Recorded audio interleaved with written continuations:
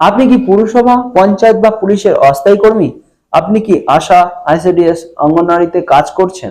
আপনি কি অস্থায়ী শিক্ষক, অধ্যাপক, ডাক্তার বা প্রসূতি কর্মী? এবার মাইনে কমবে। এর মধ্যে কুচবিহারে অস্থায়ী কর্মীদের মাইনে 14,000 থেকে 5,000 হওয়ার সার্কুলার এসেছে। সৌম্য ব্যানার্জি তার নতুন বাংলা চ্যানেলে এই নিয়ে অনুষ্ঠানও করেছে। কিন্তু কবে থেকে? প্রথমে 1 লক্ষ 2 লক্ষ মাইনের চাকরি বন্ধ করে 22,000-এর অস্থায়ী চাকরি, সরকারের অবস্থা খারাপ হতে 12,000, তারপরে 8,000 আর সিভিক। এবার মাইনে কমিয়ে 5,000-এর চাকরি বসলে 1500, পরের ভোটে হয়তো 500। কিন্তু কেন?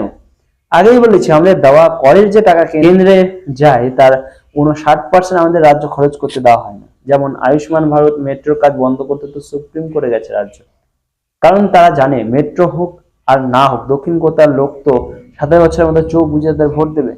কিন্তু এই প্রকল্প বন্ধ হওয়ার ক্ষতি হচ্ছে কয়েক লক্ষ কোটি টাকার জিএসটি। আয় কমছে, উন্নতি হচ্ছে না। আমাদের রাজ্যে পড়াশোনা করে আমাদের মেধাবীরা গুজরাট, মহারাষ্ট্র এবং দক্ষিণ ভারতের উন্নয়নে তাদের মেধা ও শ্রম দিচ্ছেন।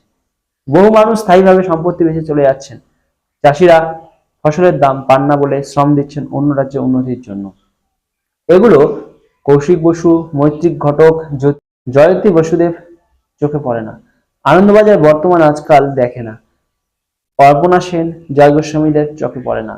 তবে কোচবিহার দেখে সাবধান হন, কাকদ্বীপ আসার সময়ের অপেক্ষা। 20 লক্ষ মানুষ প্রস্তুতি নিন 33% মাইনেতে সরকার চালানোর জন্য।